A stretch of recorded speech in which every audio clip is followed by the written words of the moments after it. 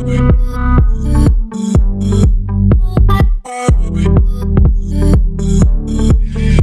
thing that I often tell leaders is you have a culture whether you've defined it or not. And your team are talking Mm. about it. Like if, are Yes. they talking about your organization in a way that they want their friends to come and work and be a part of it? Are they bragging Mhm. about what happens inside your organization?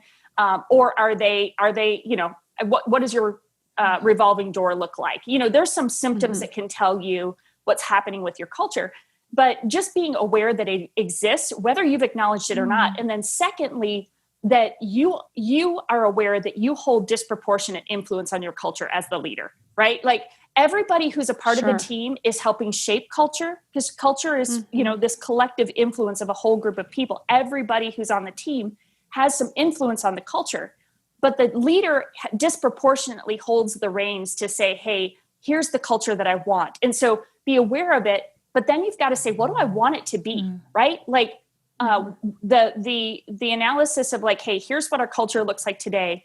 What's the culture that I really want? What are the values that I want to shape who we are as a team? How do I want us to think, behave, and work in a way that helps us achieve mission?